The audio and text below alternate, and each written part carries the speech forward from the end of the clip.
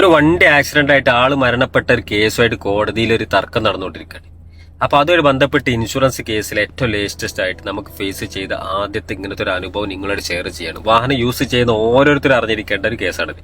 നമ്മളൊക്കെ യൂസ്ഡ് വണ്ടികൾ വാങ്ങും, വിൽക്കും, അന്നക്കന്ന് ചെലാൻ കെട്ടി പേര് മാറ്റി നമ്മൾ തടി ഫ്രീ ആക്കും, ഇല്ലേ? റിസ്ക് കഴിഞ്ഞു എന്ന് കരുതുന്ന ആളുകളാണ് 99%. എന്നാൽ 1% ആളുകൾക്ക് വരുന്ന ഒരു പ്രശ്നമാണ് ഈ പറയാൻ പോകുന്നത്.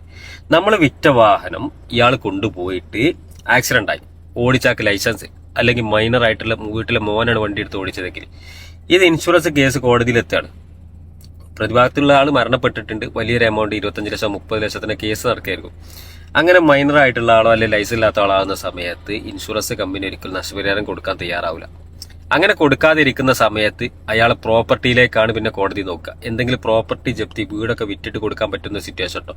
അതും ഇല്ല എങ്കിൽ മൂന്നാമതൊരു കക്ഷിയുണ്ട്. ആരാരോ ഈ ഇൻഷുറൻസ് ആദ്യം ആരെ പേരിലായിരുന്നോ? കാരണം ഇൻഷുറൻസ് പേര് മാറ്റിയിട്ടില്ല, മനസ്സിലാക്കണം. RC നമ്മൾ മാറ്റിയിട്ടുള്ളൂ. ഇൻഷുറൻസ് നമ്മൾ എന്താ ചെയ്യുക?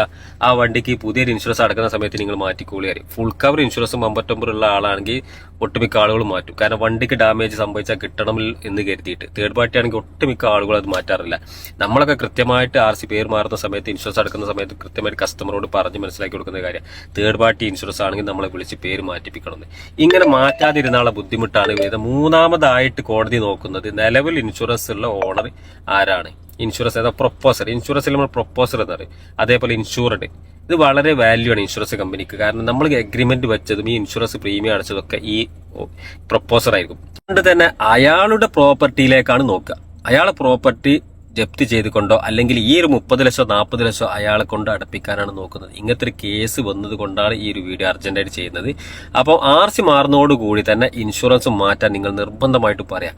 വണ്ടി എടുക്കുന്ന ആളെ കൊണ്ട് അത്